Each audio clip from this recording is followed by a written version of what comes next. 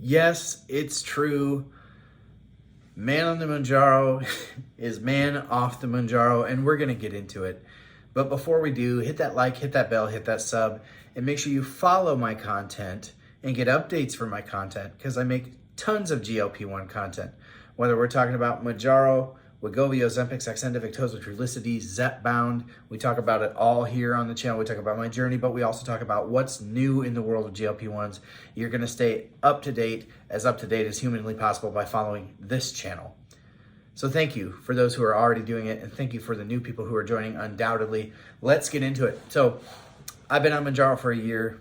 You can go back, you can follow my journey over the last year by looking at the different playlists that I have, and you'll find that as a type 2 diabetic, I have controlled my diabetes very well with Mounjaro and diet, and I've managed to lose 30 pounds for the first time in my adult life, to lose 30 pounds and not gain 45 back in the same window.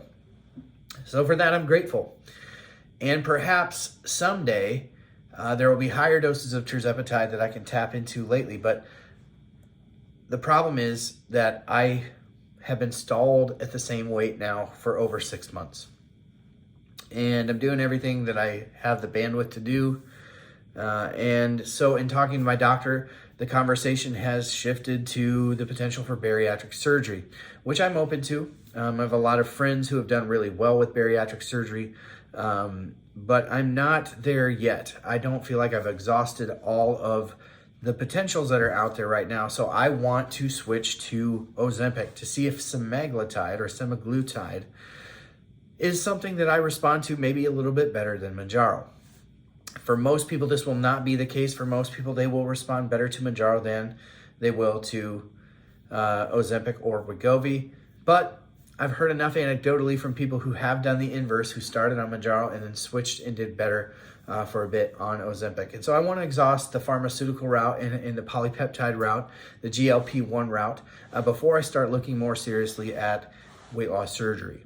So I am right now in the middle of getting a prior authorization approved for Ozempic. I just switched employers recently, which means all of my insurance changed.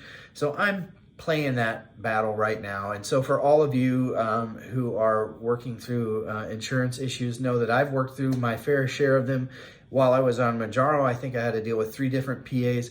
Now that I've switched insurance, we're playing that game all over again. So know that I feel your pain, and know that some strong self-advocacy, some great communication with your doctor, and never settling for no is going to be your best bet to stay on the medication that you want to be on. So if you've been denied a prior authorization for a medicine that you're doing well on, make sure you talk to your doctor about a continuation of care exemption from your insurance company, or there are some other avenues that you can explore as well, but make sure you talk to your doctor about that, because your doctor deals with this all day, every day. It is the perpetual thorn in their side, I assure you. So that is the news. That's what this is all about. I'm switching from Mounjaro to Ozempic. I haven't done it yet. I plan on trying Ozempic as soon as I can get it into my hands. I know that I've been a very, very staunch sort of harsh critic of Novo Nordisk and their inability to keep up with supply, but I've always said it, and I've always maintained that semaglutide is a great medication, that many, many people do very well on it, and I'm hoping to count myself among that group. I also don't intend to maybe be off Mounjaro forever. I may just try Ozempic for a few months, and if it doesn't work, with all the Mounjaro out of my system, maybe going back to that and seeing how it works. I want to, like I said, exhaust the medication's ability to get me to where I need to be, which is about another 60 to 80 pounds lighter than I am right now. But again, if that doesn't all work, we'll look at bariatric surgery. I did a really great episode of On the Pen Live. It's a weekly talk show that I do every Thursday night. There was an episode I did with Dr. Daniel Rosen, who is one of the most renowned bariatric surgeons in the state of New York, and just an all-around great human. Need to have him on again sometime soon, but you can check that episode out, where I learned a little bit more about what bariatric surgery is and who it's for, and that was very helpful. So that's the news, that's the update.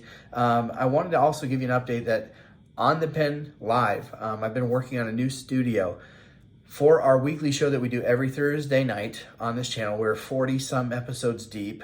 We're going to be doing a big giveaway. And I don't know if that's this week or next week. It depends on when everything arrives. But we'll be doing a big giveaway for the members. So if you want to become a member of this channel, you can do so by clicking the link in the description of this video. If you're on an Android, you can just click join. But in the description of this video, it should say become a member. Become a member. If you are a member when we do this episode, we will do a live drawing for Stanley dupes, for some Christmas gifts, and everything will be Man on the Mounjaro stickers and all that stuff. So it'll be a real fun time for the members of this channel, just a chance to give back to you who have given so much to me on this journey over the last year. I'm so thankful for you. Thank you all for being the best part of what I do here at Man on the Mounjaro. I really, really appreciate each and every one of you. Make sure that you follow this channel by hitting subscribe.